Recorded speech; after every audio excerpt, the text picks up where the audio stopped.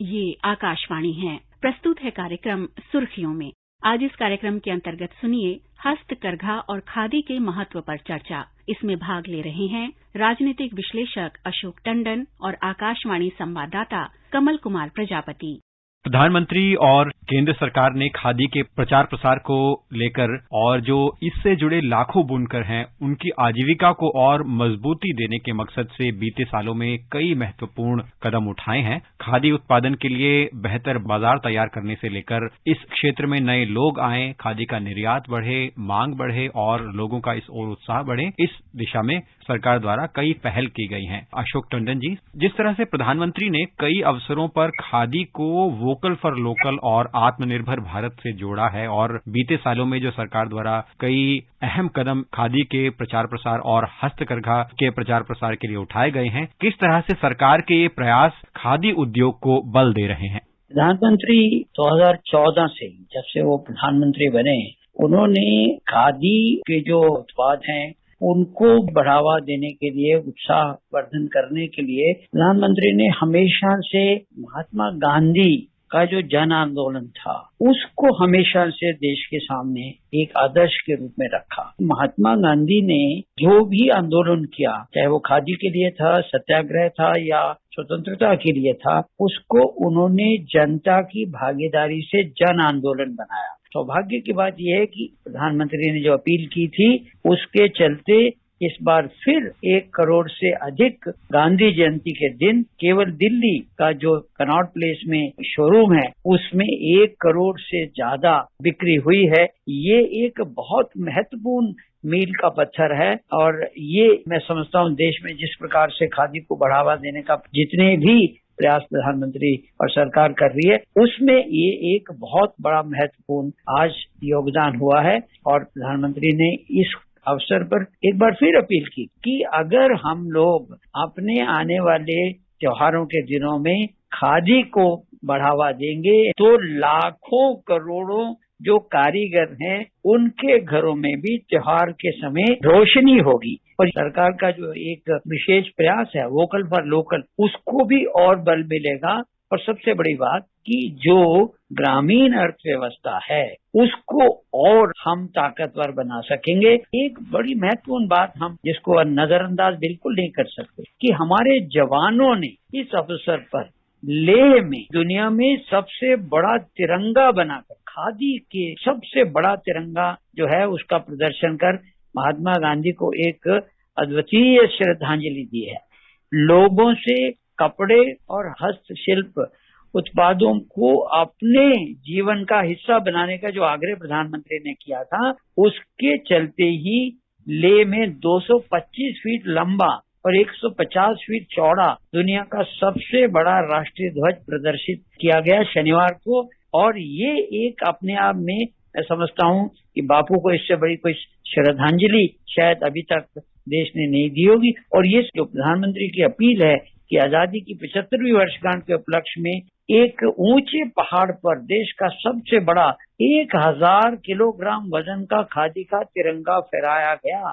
और जैसा हम जानते हैं श्रीनगर में उत्तरी कमांड के जितने हमारे सेना के अधिकारी हैं वो भी इस कार्यक्रम में शामिल हुए और इसी में जनता भी शामिल हुई, नागरिक भी शामिल हुए। तो ये एक महत्वपूर्ण जो मील का पत्थर बना है और ये आने वाले समय में इसको याद किया जाएगा। और खासतौर से जैसे मैंने कहा कि हमारी सेना के जवानों का इससे जो उत्साह बढ़ा है, ये एक बहुत महत्वपूर्ण बात हुई है।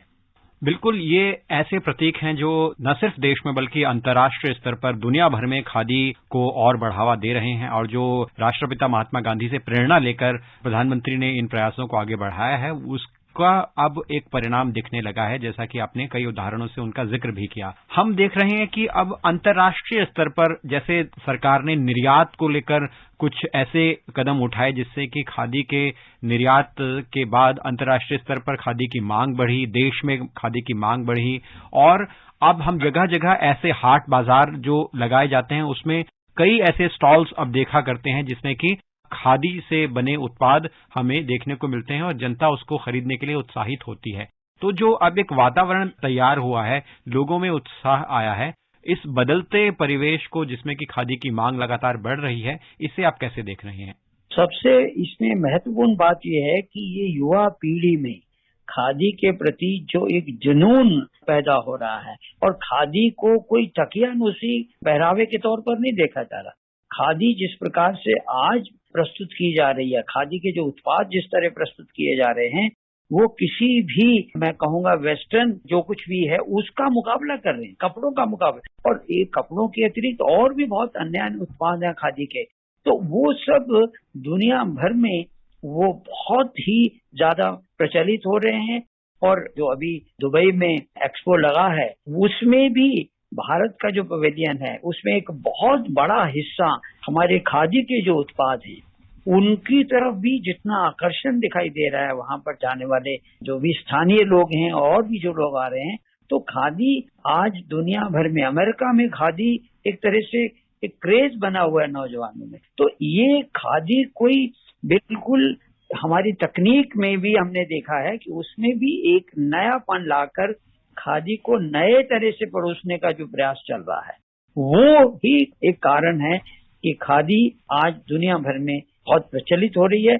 और प्रधानमंत्री ने जिस प्रकार से दुनिया में योग को प्रचलित करके और उसे यूनाइटेड नेशन में एक दिवस के रूप में प्रस्तुत किया, इसी तरह से खादी को भी दुनिया के पटल पर जिस प्रकार से एक भारत की संस्कृति के प्रतीक के तौर पर, एक विरासत के तौर पर जिस प्रकार से दुनिया के मंच पर प्रस्तुत किया है, वो भी एक बहुत बड़ी अद्वितीय देन है।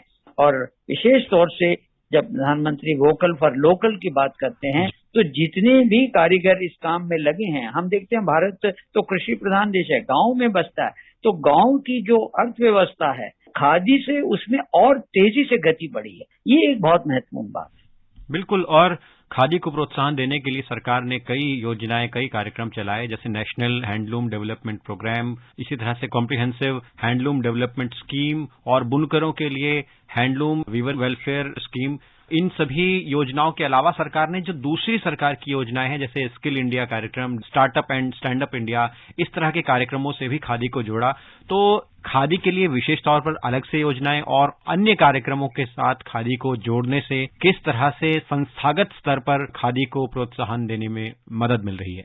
देखिए, एक तो इससे जो रोजगार उत्पन्न हो रहे हैं, और विशेष तौर से छोटे शहरों में, गांवों में, वहां पर जिस प्रकार से रोजगार बन रहे हैं, तो जो शहरीकरण हो रहा है, शहर की तरफ नौजवान जो गांव छोड़कर भाग रहा है, जब वहां पर आपको रोजगार के अवसर प्रदान किए जा रहे हैं और आप ही की गांव की अर्थव्यवस्था में सुधार लाया जा रहा है, तो इसमें हम देख रहे हैं कि शहद बनाना और इस तरह से क्रोशिये से रुमाल बनाना, जम्मू कश्मीर की महिलाएं जिस प्रकार से ये कुटीर उद्योग में लगी हुई हैं, ये सब इसी प्रयास का हिस्सा है। तो हम देख रहे हैं कि जम्मू कश्मीर में भी जब से धारा 370 हटी है, तो वहां पर इस प्रकार के जो कुटीर उद्योग हैं उनको फिर से बढ़ावा मिला है और महिलाएं खास तौर से इसमें रोजगार पाती हैं। ये एक बहुत महत्वपूर्ण बात है और गांव में उनके घर पर ही उनको रोजगार की अवसर मुहैया करवाती है खादी का जितना भी ये आंदोलन है। तो 70 साल आजादी के होने के बावजूद भी